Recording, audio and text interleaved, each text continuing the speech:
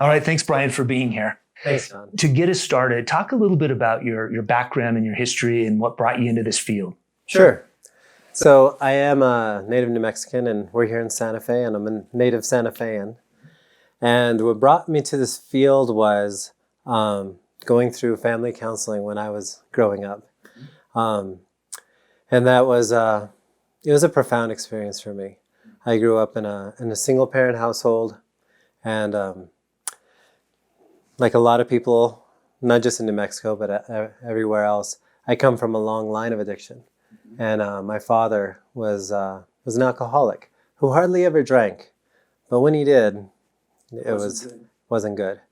And so he eventually was out of the picture, and it was me and my mom and my brother, and there was a lot of conflict in my home, lots of conflict.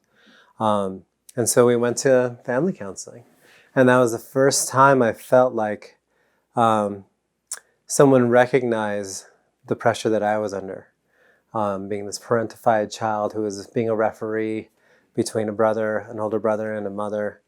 And I think at that point, I didn't necessarily know that I wanted to be a therapist, but at that point, I realized, that's kind of the direction I was heading, was I wanted to, in my mind, it was to become a psychologist at that time. I didn't know all the other options out there. So, Right. So that kind of set me out on this path.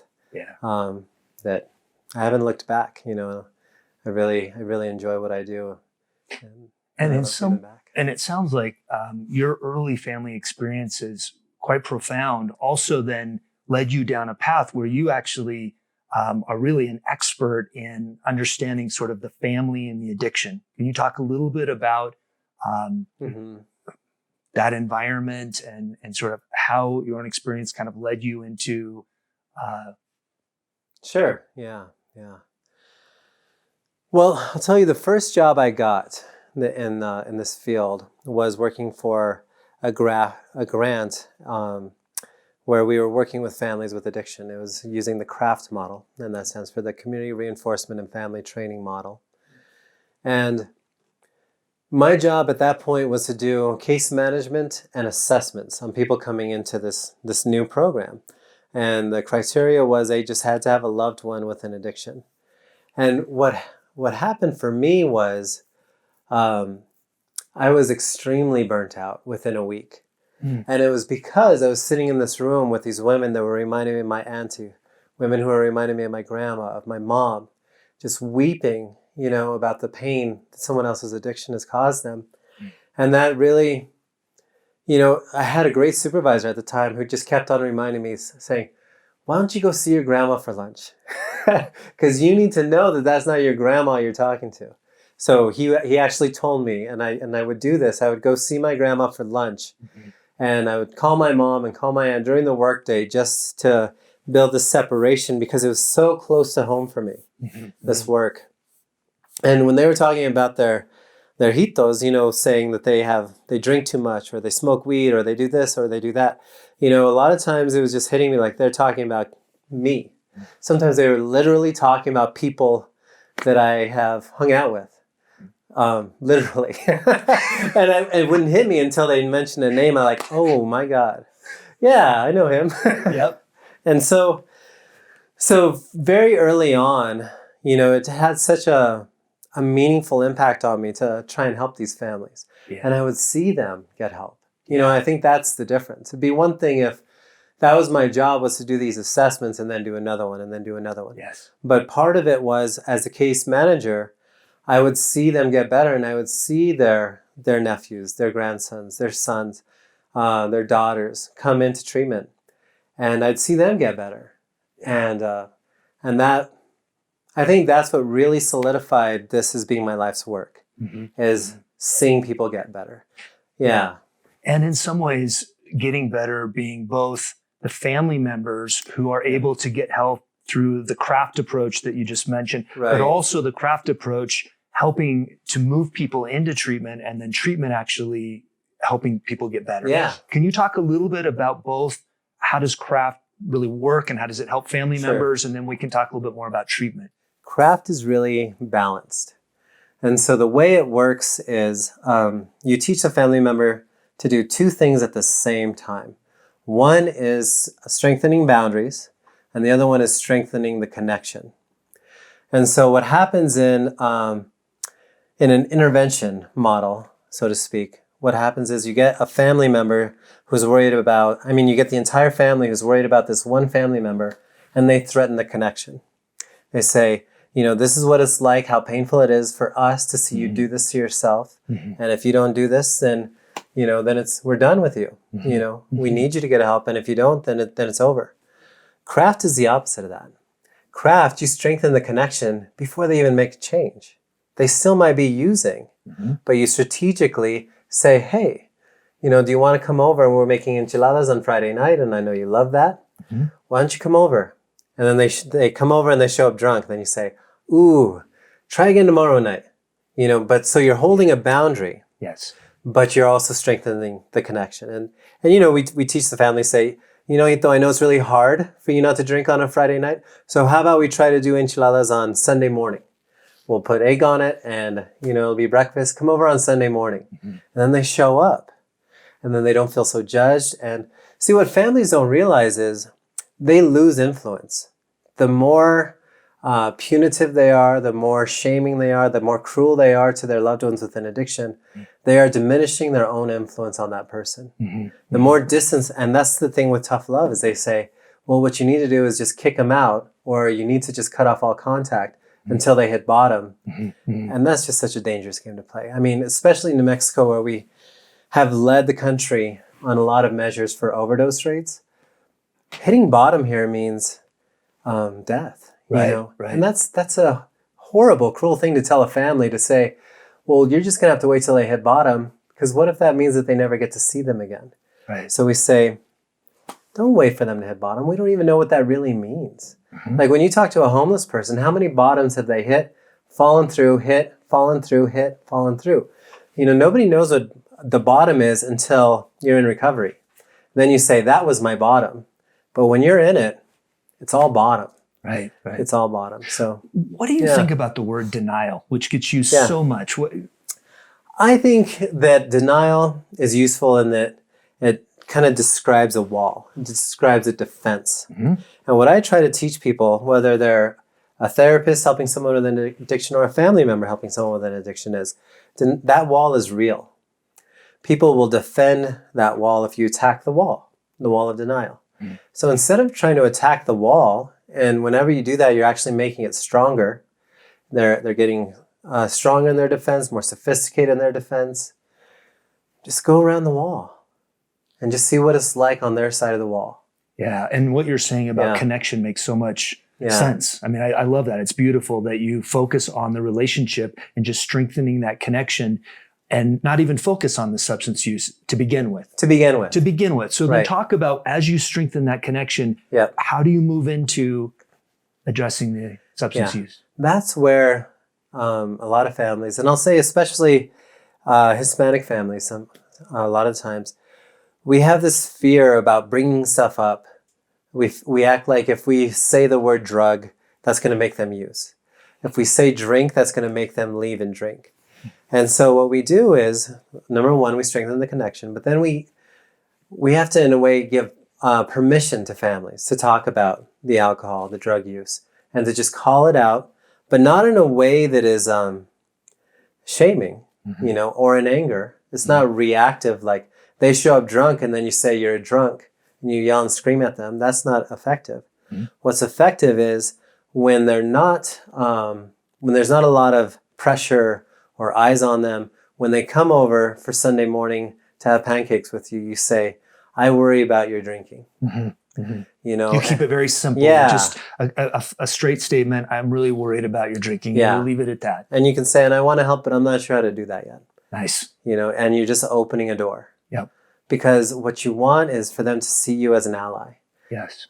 A lot of times what they see is the family members. If you're a person with an addiction, you see your family members as, they are the people I have to hide things from. They are the people I have to try to get things from. But you don't see them necessarily as the ally. But when you have, when you're working with the family and you educate them, We even educate them on how do you recognize when someone's under the influence? What do you look for? And so they're fully equipped to come up to their loved one and say, I can tell you're using again.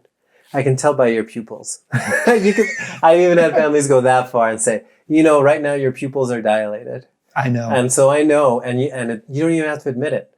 Just know that I know, and know that I worry about you, and know that I want to help. And just leave but it. you can't be around the kids when you're like this. So come back tomorrow. Yeah. Mm-hmm. And I'll even pick you up. So it's very behavioral based in many ways. Very behavioral based. Yeah. And at some point, as you continue to shape the behavior, then you have an opening. Exactly. At some point. And the whole thing is, it's not an opening. It's opening after opening up. And that goes into, well, what is addiction and what is recovery anyway? Mm-hmm. Because I think that, again, what's wrong with an intervention is you've got this event. Mm-hmm. And if it all goes south, it all goes south. With craft, we tell people the first time you bring it up, you're probably going to get shut down. Mm-hmm. They're going to say, what? I don't even drink. And they'll get really defensive, and you just say, it's okay. We don't even have to talk anymore about it. I just want you to know that I worry about you and I want to help. Yeah. And just leave it at that. And once they realize you do that, it's the consistency of it. Mm-hmm. Every time they show up under the influence, you call them on it. But in a kind way, but in a very matter-of-fact, clear way. Mm-hmm. That they know that they can't be around you and be under the radar anymore. But they still like you. And they want to come around. That's what we want. We want that tension where they feel reconnected into the family, but the only thing that's keeping them from connecting as much as they want is their addiction. Mm-hmm. That is what we want. We want them to decide that my life is better when I'm not using, and it's something that's in my way, and so it's something that I need to address. And by not using, they actually get more connection, which is partly what the reinforcing piece is. Right. Yeah. Yeah. Can you also talk about, so one part of craft is getting the loved one into treatment. The other is taking care of the family member that's so stressed. Talk a little bit about that. So that is also something that I would just say is not an event. People think like, well, once they get help, our job is done. Let's high five everybody and good job, and it's over. But it's not like that. Life isn't like that. And it doesn't even matter what the change is. Whether the change is you starting a new diet or trying to get in shape or trying to quit heroin use. That's not the nature of change, to just do something and be done with it. Mm-hmm. And so what we teach the family members, and also, we're doing a training here today. What I'm teaching the therapists and the counselors is don't expect people to fail, but never be surprised by relapse. And what I mean by that is, if we expect people to fail, so some people in our field will say things like, well, relapse is part of recovery, it's to be expected. I'd say, no. If you expect people to fail, you're actually going to make it more likely. You might even facilitate that, even unconsciously. And there's research to back that up. Mm-hmm. But if you expect success, but you're never surprised by complications, you're never surprised by a relapse, you just look at it as a learning opportunity, but you're also not surprised by success. I think that's the best stance you can take. And I'll tell you that you never know what it's going to take to get somebody into recovery. Mm-hmm. I know some of my colleagues that I really respect that are veteran substance abuse professionals were the same people that went to rehab 6, 8, 9 times, mm-hmm. And then they finally found it. Yeah. When somebody is at the point where they're ready to investigate treatment options, what do you say in terms of how somebody should start exploring that topic? The addiction treatment system is complicated, complex. Sometimes people get overwhelmed. Yeah. What's your suggestion on how to navigate that when the door is starting to open and treatment becomes something that... Yeah. I think it is complicated. And it's really... In a way, it's really sad, and we are doing a disservice to people who want help because there are so many obstacles. Mm-hmm. Financial concerns is a primary one, but even if we remove that, transportation is another one. Just the complications of putting your life on pause while you go into a treatment center, all of those things are really hard. But if I was to give someone advice about that, the best advice I would say is get someone to help you. Because there are things about accessing treatment that a layperson just doesn't know. that can get in their way. But somebody like a case manager or a peer support worker or a therapist or any one of those people, a social worker, they have a strategy to help people work around some barriers. But if it's you, like let's say I'm coming in because I'm worried about a loved one, even though I have some education, I'm a professional, and I know how to advocate for things, I'm still going to get barriers that are just going to throw me off balance, and I'm going to say this is ridiculous, and I'm not going to know what to do. So if I can get someone to help me with that, what I think might be a huge barrier, like I call up a treatment center, I say, well, how much does it cost? And they say something like, well, $12,000. And I'm like, well, then I guess you can't go to treatment. But a case manager hears that and said, okay, tell me about different funding that you get for your beds. And we'll see if maybe you qualify for one of those things. Then all of a sudden it costs nothing. But, unless you know that, it could be very disheartening to try to get help for yourself or for a loved one, unless you know kind of the lay of the land. Right. Yeah. One of the things that we're excited about with this online program is the ability to offer, 24/7 phone support through the New Mexico Crisis and Access Line, where people, if they are in that place where they want to explore treatment, they could call the line and they could talk to some people about getting, again, what are the resources? Right. Yeah. And that's invaluable because they'll have somebody who's objective and experienced enough. They'll say things like, they say, well, if you're a female, they'll have a different set of places to look. If you're a female who's pregnant, then that narrows it, but they know like one or two places to look. If you have insurance, they'll know different places to look. And all of those things, unless you're part of the system, it doesn't even occur to you that this is important. Right. So CRAFT is an acronym for Community Reinforcement and Family Training. And what that means is we train family members in something called the Community Reinforcement Approach, which is a model to treat addiction. So essentially what we're doing in CRAFT is we are teaching family members, training family members how to be a CRA therapist, Community Reinforcement Approach therapist in their own families. So it's a way to just teach, and it's based in things around positive reinforcement, negative reinforcement, and allowing natural consequences, communication skills, self-care. Those are the main pieces to it. And it's the only evidence-based practice out there designed to get a loved one into treatment. A lot of people do hear about an intervention, but the evidence behind an intervention just doesn't hold up. So it's not an evidence-based approach, doing an intervention. But that's what people want to do because they see it in a movie or they watch the A&E special and they feel like they've tried everything else, so they need to do an intervention. And that's what I hear when I try to work with families is we've tried everything. And a lot of them have tried a lot, but they haven't tried a balanced approach. What happens is families will try one thing and then that doesn't work, so they go the opposite way. That doesn't work. And also families, they feel like there's so much stigma around addiction that they feel like they get caught up in, well, they made a choice. Or they get caught up in, well, if they really loved us, they wouldn't do this because they know it hurts us. And, I really just try to impress upon families that when it comes to the addiction, the love isn't a consideration. What people don't understand about addiction is addiction happens at the same part of the brain as your survival instincts. Your reward pathway and survival instincts is in the oldest part of your brain, your amygdala. And so when you take somebody with an addiction and you try to remove that substance or whatever they're addicted to, they will behave as though their life depends on it. So love has nothing to do with it. It's survival. Yes. And love does come into it when the person with the addiction starts to feel self-loathing because I stole from grandma, so to speak. So they start self-loathing. And the only thing that makes that go away is being under the influence. So in a way, it's their love for their family that can even be a trigger to keep them in their addiction.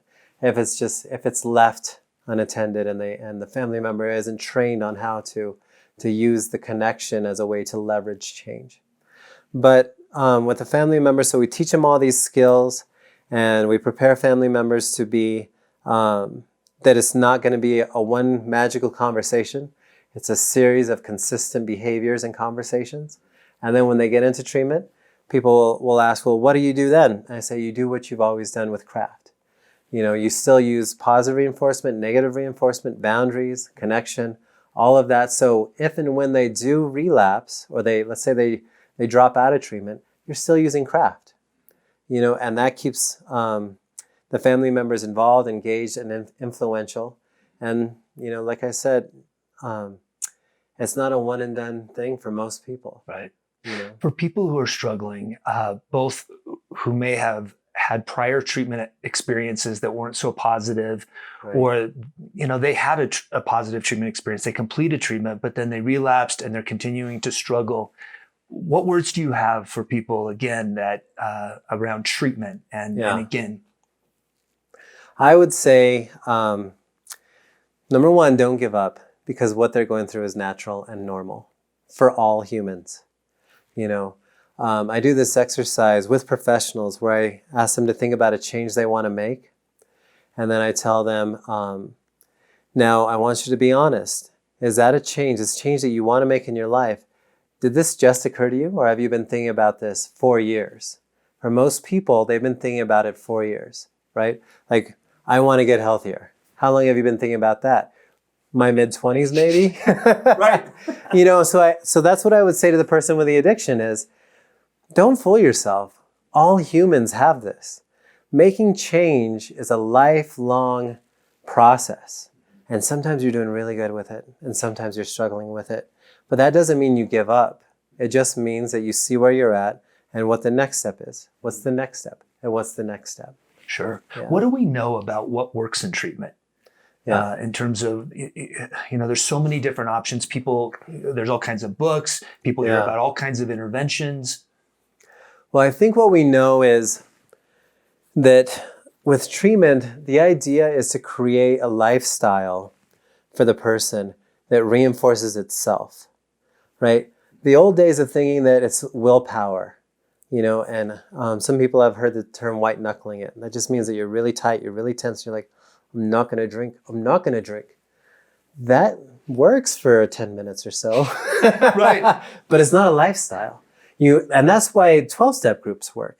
Because if you think about what a 12-step group does is, you walk into those rooms and you're home in a way. You walk into those rooms and there's people in those rooms that remind you of mom, that remind you of dad, that remind you of you, right?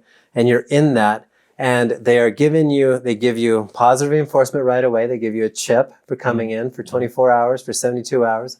You know, there's that piece of it. And then you get a sponsor. You do service work.